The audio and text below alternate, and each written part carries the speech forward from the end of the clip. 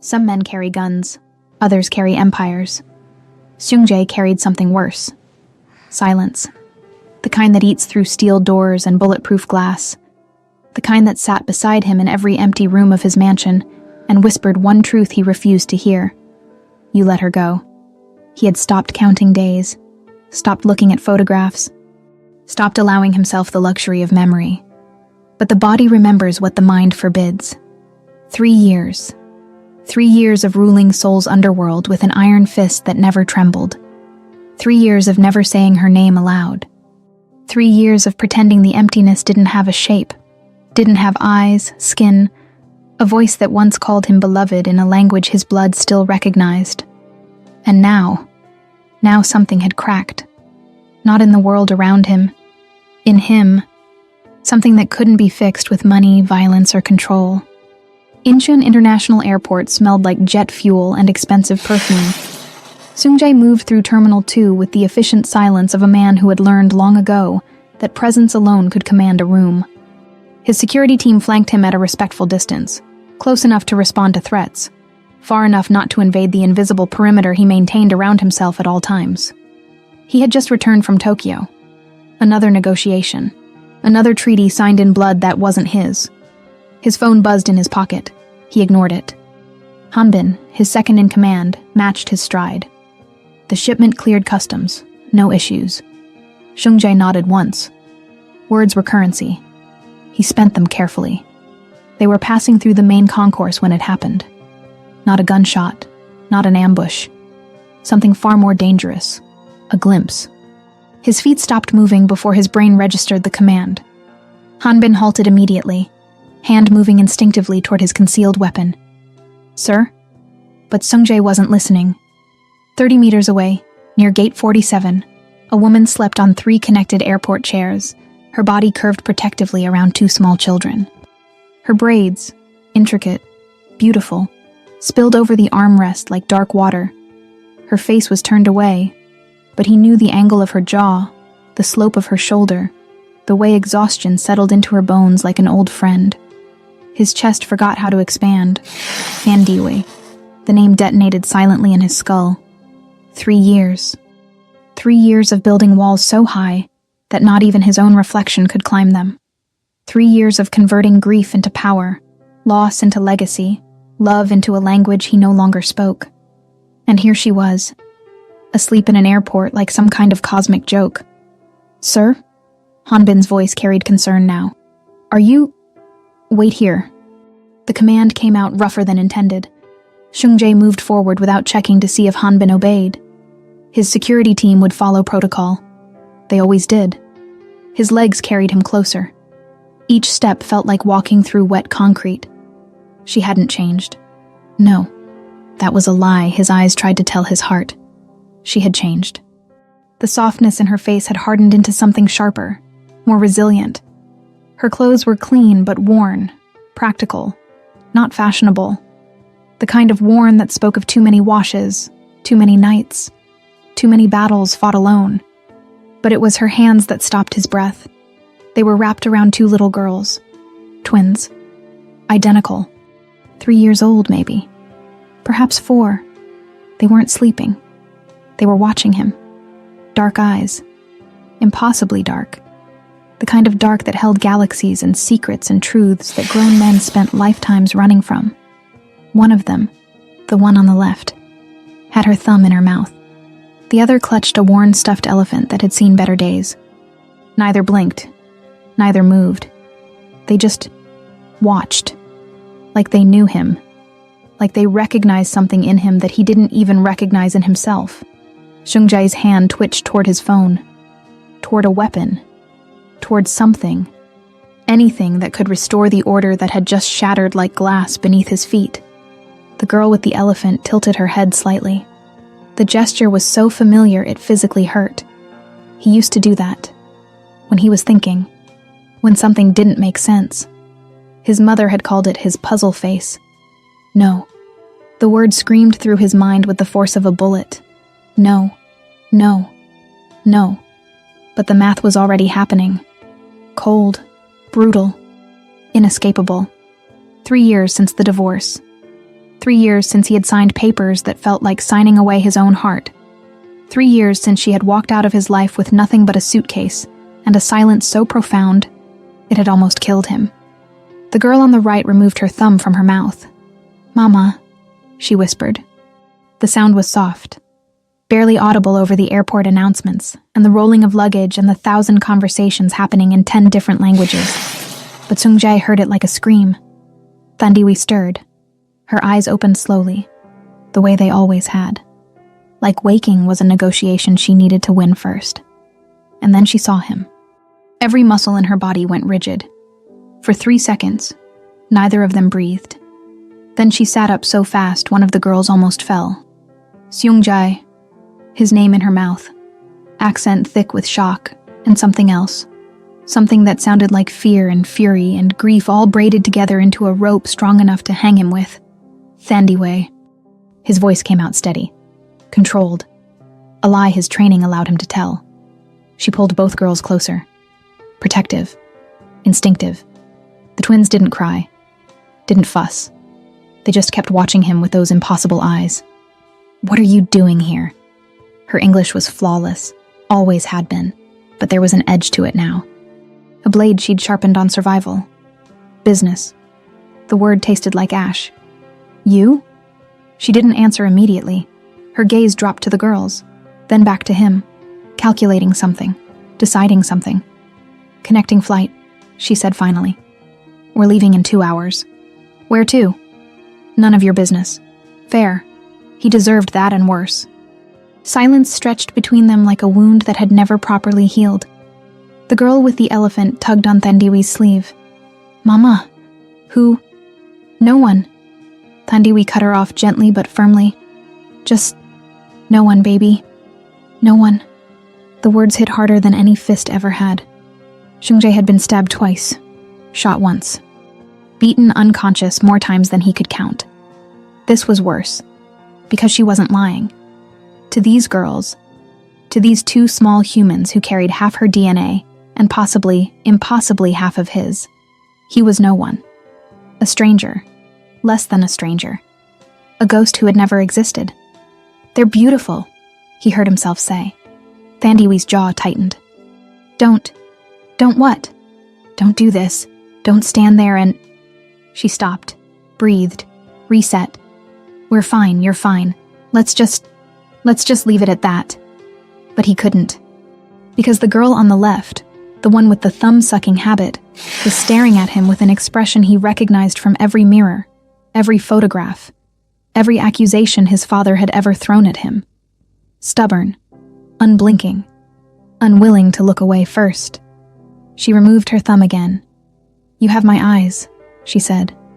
Not a question, a statement. A fact delivered with the devastating simplicity of someone too young to understand the grenade she'd just thrown. Thandiwe went pale. Seung-jae stopped breathing. The airport continued around them, thousands of people rushing toward destinations, toward futures, toward lives that made sense. And in the middle of it all, a man who ruled an empire with fear and precision stood completely paralyzed by 2 3-year-old girls who might be carrying his blood. "Naledi," Thandiwi's voice was sharp. "Don't talk to strangers." "But Mama," I said no. The girl, Naledi, fell silent. But she didn't stop watching him. Neither did her sister. Seung-jae's phone buzzed again. Hanbin would be getting impatient. They had a meeting in 40 minutes. A territory dispute to resolve, a war to prevent. But his feet wouldn't move. "How old are they?" The question came out before he could stop it. Thandiwe stood slowly, gathering the girls with practiced efficiency. "Goodbye, Seung-jae." "Thandiwe?" I said goodbye. She turned away, guiding the twins toward the departure gates. But before they disappeared into the crowd, the girl with the elephant, the one who hadn't spoken yet, looked back over her shoulder and smiled, small, sad, like she understood something about loss that no 3-year-old should ever have to understand. Then they were gone, swallowed by the sea of travelers, and Seung-jae stood there, surrounded by his security team and his empire and his carefully constructed walls, feeling like someone had reached into his chest and rearranged everything that had been holding him upright. Hanbin appeared at his elbow. "Sir, we need to move. Find out where that flight is going." "Sir?" "The woman. The two girls. Find out where they're going. Now." Hanbin didn't ask questions. He pulled out his phone and started making calls. Seung-jae watched the departure board flicker with destinations. Johannesburg, London, Dubai, New York. Somewhere in that list was the answer. Somewhere in that list was the truth he'd been running from for 3 years. And for the first time since he'd signed those divorce papers, since he'd let her walk away because he thought it was the right thing, the safe thing, the only thing, Seung-jae felt something crack open inside his chest. Not his heart. That had broken long ago. This was something worse. Hope. The meeting with the Busan Syndicate lasted 47 minutes. Seung-jae barely remembered a word of it. He sat at the head of the table in his private office on the 42nd floor, listening to men argue about shipping routes and territory percentages and respect, while his mind remained locked 30,000 feet below, in an airport concourse where two small girls had looked at him like they knew the shape of his soul. And if we don't respond, they'll think we're weak. We're not responding with violence. Seung-jae cut through the argument without raising his voice. We respond with economics. Double the tariff on their routes through Incheon. Make them bleed money, not blood. Silence.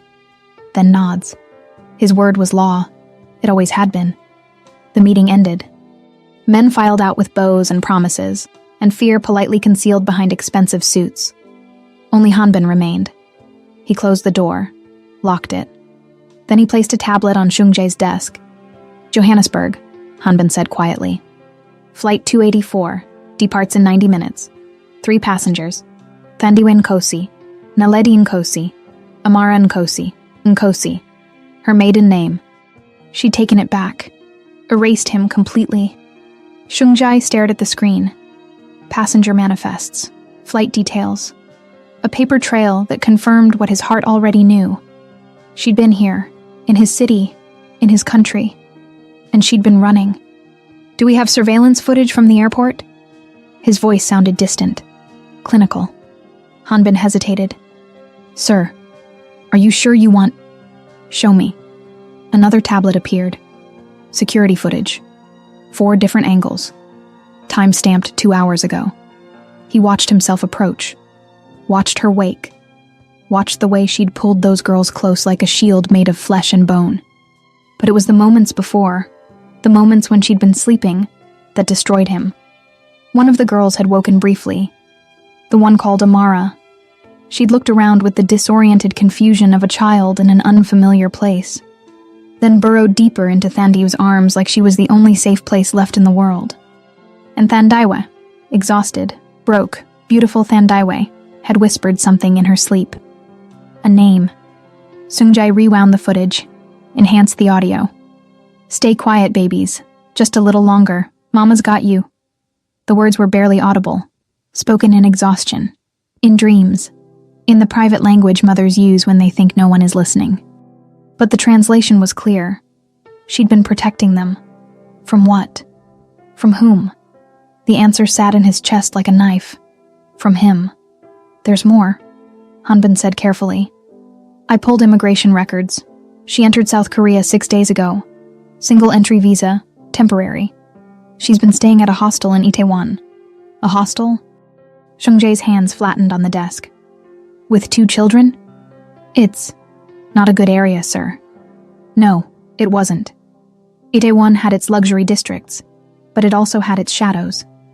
Places where people went to disappear, to hide, to survive day by day because planning for tomorrow was a luxury they couldn't afford. Why would she come here? The question was more for himself than Hanbin. Why come back to Korea? I don't know. But, sir, Hanbin's voice dropped lower. I need to ask. Those girls, are they... I don't know. The timeline. I know the timeline. 3 years since the divorce. The twins looked 3. Maybe closer to 4. But 3 seemed right based on their size, their speech patterns, the way they moved. Which meant Thandiwe had been pregnant when she left, or had gotten pregnant immediately after. Both options felt like swallowing glass. Because if she'd been pregnant when she left, she'd hidden it from him. Let him sign papers. Let him believe it was over. Let him spend 3 years building a life on a foundation of lies. And if she'd gotten pregnant immediately after, that option was somehow worse. Pull everything, Seung-jae said.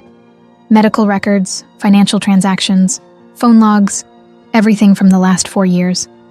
Sir, that's legal or not? Hanbin met his eyes. Understood. I'll have it by morning. Tonight. Tonight. Hanbin agreed. He left.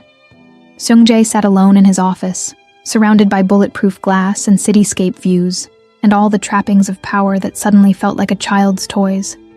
Meaningless. Hollow. He opened his desk drawer, pulled out the one thing he'd never been able to throw away. A photograph, 4 years old, creased, worn from being folded and unfolded too many times. Their wedding day. Not the official one. The massive ceremony his family had demanded, with 500 guests and photographers and traditions older than memory. Before you continue, if this story touched something in you, you should know this is only the beginning. The complete version includes 30 full audio stories, more than 30 hours of uninterrupted listening. No ads, no cuts, no distractions. Scan the QR code on your screen, or tap the link in the pinned comment to continue listening right now. No, this was from before that. Just the two of them. City Hall. A Tuesday afternoon. She'd worn a white dress she'd bought at a thrift store. He'd worn the only suit he owned that didn't have bloodstains. They'd been so young, so stupid, so convinced that love was enough. She was laughing in the photo, head thrown back, braids catching sunlight. Her hand in his, fingers interlaced like they were afraid to let go. He'd been looking at her, not at the camera, at her, like she was the only thing in the world worth seeing. Seung-jae traced the edge of the photograph with his thumb. When had it gone wrong? When had the empire he'd built to protect her become the thing that drove her away? He remembered the fights, not the screaming kind. Thandiwi didn't scream. She got quiet, dangerously quiet. The kind of quiet that meant she was calculating exit strategies and survival plans, and all the ways to leave without leaving a forwarding address.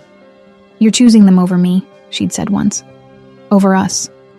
I'm choosing to keep you safe, he'd replied. I don't need safe. I need you. But he hadn't listened.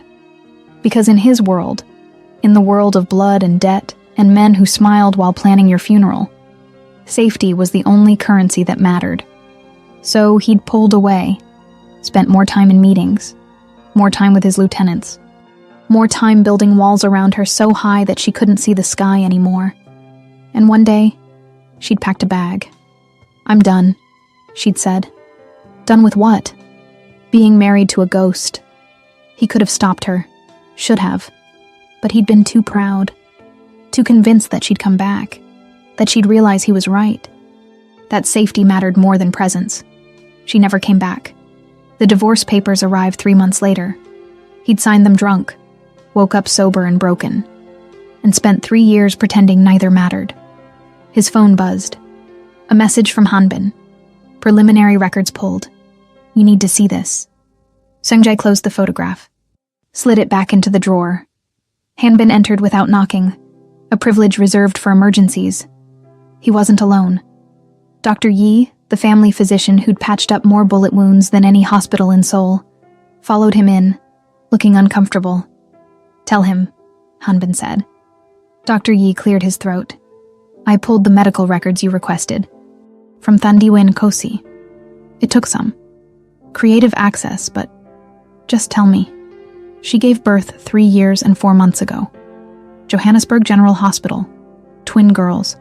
Premature by 6 weeks. Both healthy despite complications. She listed no father on the birth certificates. The words landed like bullets. 3 years and 4 months ago. Seung-jae did the math. Subtracted 9 months. Landed exactly 2 weeks before she'd filed for divorce. She was pregnant, he said. When she left. Yes. She knew. Almost certainly. The room tilted slightly. Not the room. Him. There's more, Dr. Yi continued. I compared the girl's medical records with the DNA database we keep for family security purposes. It's not definitive without a direct paternity test, but based on blood type, genetic markers, and... Are they mine? Silence. Dr. Yi looked at Hanbin. Hanbin looked at Seungjae. 97% probability, Dr. Yi said finally, based on available data. 97%, not 100, but close enough to shatter every wall he'd built in the last 3 years. She hid them. The words came out flat, emotionless, the only way he could say them without screaming. She was carrying my children and she hid them from me. We don't know her reasons, Hanbin started. I don't care about her reasons. Seungjae stood, paced, felt the rage building like water behind a dam. She had no right. Those girls, if they're mine, I had a right to know. Did you? Dr. Yi's voice was soft. I'm sorry, sir, but did you? Given the circumstances of your life? The dangers, the enemies. Seungjae turned on him. You think I wouldn't have protected them? I think she thought you'd consume them. Dr. Yi held his ground. The way this life consumes everything. Truth, brutal, unwanted, undeniable. Seungjae sank back into his chair. Flight 2A4 leaves in 40 minutes, Hanbin said quietly. If you want to stop her? No, sir. Let her go. But I said let her go. Seungjae's voice carried the weight of command. Assign someone to track the flight. Have eyes at the Johannesburg airport. I want to know where she lives, where she works, who she talks to. But do not, under any circumstances, approach her. Hanbin nodded slowly. And then? Then we wait. For what? Good question. Seungjae looked at the photograph still visible at the edge of his drawer. For me to figure out what the hell I'm supposed to do with the fact that I'm apparently a father to 2 daughters I've never met. The words tasted like poison and hope mixed together. Dr. Yi and Hanbin exchanged glances. I'll coordinate surveillance, Hanbin said. I'll run a full genetic comparison once we can get samples, Dr. Yi added, discreetly. They left. Seungjae sat alone in his empire, surrounded by power, drowning in silence. And for the first time in 3 years, he let himself imagine a different life. One where 2 little girls with his eyes called him something other than a stranger. One where Thandiwe looked at him without fear. One where he wasn't no one. But the imagination died quickly. Because men like him didn't get different lives. They got the ones they deserved. The surveillance footage arrived at 3:47 a.m. Seungjae hadn't slept. He sat in his home office, a room designed for control, with monitors displaying security feeds from 17 properties across Seoul, watching grainy airport footage on repeat like a man possessed. Frame by frame, second by second, searching for proof of something he already knew but couldn't accept. His phone buzzed. Hanbin's name flashed across the screen. They landed 2 hours ago, Hanbin said without preamble. Johannesburg, OR Tambo International. Took a taxi to Yeovil. Apartment building on Rocky Street. 4th floor, no security. Bars on the windows. Bars on the windows. His daughters, if they were his daughters, were living behind bars. Send me the address. Already done. But sir, what exactly are we doing here? Good question. What were they doing? Seungjae looked at the wall of monitors. His empire, laid out in high definition. Every entry point covered. Every threat cataloged. Every variable controlled. Except this one. Except her. Except them. I need to know, he said finally. Know what? Everything. Silence on the line. Then, sir, with all respect, this feels like we're crossing a line. We crossed lines the moment we pulled her medical records without consent. That was information gathering. This is necessary. Seungjae's voice hardened. I have a right to know if those children are mine. And if they are? He didn't have an answer for that. Not yet. Get me eyes on the apartment, Seungjae said. Discreet, professional. I want to know her routine.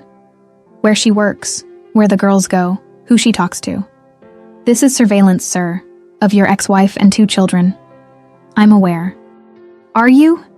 Because this isn't business. This isn't strategy. This is... I said get me eyes on the apartment. The command came out cold. Final. The voice he used when men needed to remember who gave the orders. Hanbin went quiet. Then, it'll take 48 hours to establish proper coverage without detection. 24. Sir, 24 hours, Hanbin, or I'll send someone who can. The line went dead. Sungjae set the phone down, hands steadier than they should have been. He was doing the right thing. Had to be. A man had a right to know if he was a father. Had a right to know if 2 little girls carrying his DNA were living in a 4th-floor apartment with bars on the windows in a neighborhood that Google Maps flagged as high crime. This wasn't about control. This was about responsibility, protection. The same justification he'd used 3 years ago, when he'd put security on Thandiwi without telling her, when he'd tracked her phone, when he'd vetted every friend she made, every place she visited, every decision she tried to make alone. The same justification that had driven her away. His computer pinged. An email from Dr. Yi. Subject line, genetic analysis, preliminary. Sungjae opened it with hands that had steadied empires, but now trembled over a keyboard. The report was technical, clinical. Pages of data that translated into one simple truth. Based on available medical records and genetic markers from hospital databases. Probability of paternity, 94. 7%. Not 100%, but close enough. Close enough to know. Close enough to break something inside him that had been holding together with spit and willpower for 3 years. He had daughters, 2 of them, 3 years old, named Naliti and Amara, living in Johannesburg with a mother who had decided he didn't deserve to know they existed. The rage came slowly, not the hot kind, not the kind that made men stupid, the cold kind, the kind that calcified into decision. Thandiwi had made a choice to hide his children, to rob him of 3 years he could never get back. First words, first steps, first everything. She'd made that choice. Now he'd make his. The first report arrived 16 hours later. Hanbin delivered it personally. A tablet loaded with photographs, video clips, and detailed observations that would have made any intelligence agency proud. She works at a clinic, Hanbin said, standing at parade rest in front of Sungjae's desk. Community health center in Yeovil, 3 days a week. The twins go to a daycare 2 blocks from the apartment. Subsidized. The teachers are. Adequate. Adequate. The word tasted like failure. Sungjae scrolled through the photographs. Thandiwi leaving the apartment building at 7:15 a.m., twins in hand. She looked tired. More than tired. Exhausted in a way that came from too many nights choosing between rent and food, between medicine and electricity. Another photo, the girls at daycare, playing in a courtyard with broken concrete and a rusted swing set that looked like a lawsuit waiting to happen. Another, Thandiwi at the clinic, wearing scrubs that had been washed so many times the color had faded to almost nothing, smiling at a patient. That same smile she used to give him when he came home bleeding, and she'd patch him up while telling him he was an idiot. She's struggling, Hanbin said quietly. The apartment rent is 3 months overdue. She's been selling belongings to cover expenses. The clinic doesn't pay much. How much? Barely above minimum wage. Sungjae's jaw tightened. She'd left him. Left an empire, left security, left everything for this? For a 4th-floor walk-up with bars on the windows and a paycheck that couldn't cover rent. There's more, Hanbin continued. She came to Korea looking for work, applied to 4 hospitals, all rejected her. Visa complications. What kind of complications? The kind that happen when your ex-husband's family has connections in immigration services. The words hung in the air like an accusation. Sungji's mother. Of course. She'd never approved of Thandiwi. Had made that clear from day one. And when the divorce happened, she'd probably made sure every door in Korea slammed shut. So she came here desperate, Sungjae said slowly. Couldn't find work, ran out of money, had to go back to Johannesburg. That's the assessment. He scrolled to another photo. The twins, walking hand in hand behind their mother, wearing clothes that were clean but didn't quite fit, shoes that had been repaired with duct tape. His daughters, wearing duct-taped shoes, while he sat in an office worth more than some country's GDP. The rage crystallized into something sharper.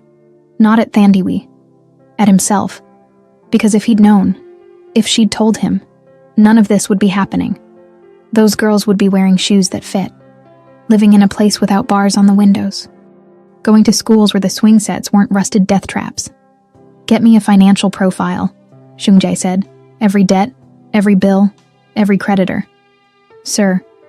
And I want options. Legal options. For custody, for visitation, for... He stopped, breathed.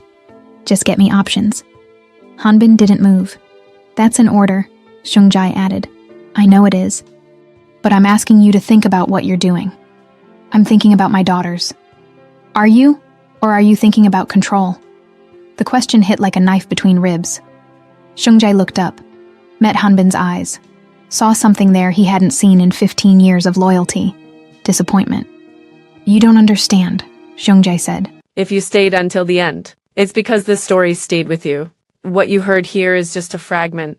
The full experience lives in 30 complete audio stories, carefully told with every emotion, every secret, and every moment that couldn't be shared on YouTube. There are no ads, no interruptions, and you can listen anytime, anywhere, in total privacy. Scan the QR code on your screen now, or tap the link in the pinned comment, and discover what was never said. I understand that you're about to do exactly what drove her away the first time. Controlling her life, making decisions for her, deciding what's best without asking what she wants.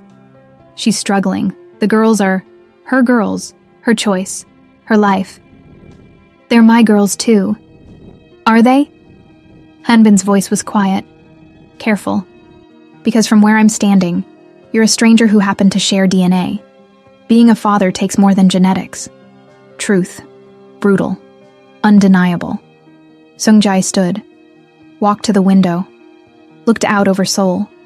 His city, his empire, his kingdom built on blood and will. I missed 3 years, he said. I don't intend to miss more. Then talk to her, like a human being, not a target. And say what? Sorry I didn't know you were pregnant because you never told me. Or, sorry I was so consumed with being powerful that I forgot how to be present. The words landed like bullets. Seung-jae turned. Hanbin held his ground. Get me the financial profile, Seung-jae said coldly. Get me the legal options, and get me daily reports on their movements, their health, their safety. That's not a request. Hanbin's jaw tightened, but he nodded. One more thing, Seung-jae added. I want DNA samples, from both girls, properly tested. I need certainty. How do you expect to...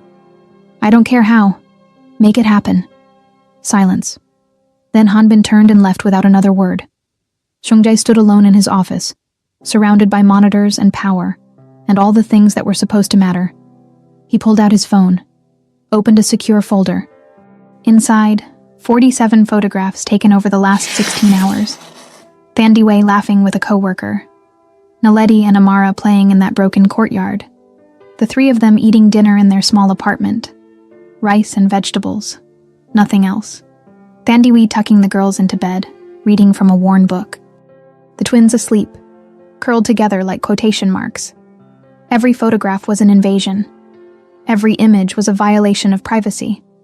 Every frame was proof that he was becoming exactly what Hanbin had accused him of being. A man who controlled instead of connected, who surveilled instead of spoke, who took instead of asked. But he couldn't stop. Because somewhere in those photographs was the answer to a question that had been eating him alive for 3 years. Had she ever loved him? Or had he always been exactly what she'd called him the day she left? A ghost. His phone buzzed. Another report. Another violation. Another step across a line he couldn't uncross. Seung-jae opened it anyway. Because that's what ghosts did. They haunted. And he was very, very good at it. If we hit 15 comments and 3,000 views today, we'll release episode 02. Comment. Should Seung-jae go to Johannesburg and confront Thandiwe? Or is he right to investigate first? What do you think will happen when he discovers the complete truth? Leave your theories in the comments.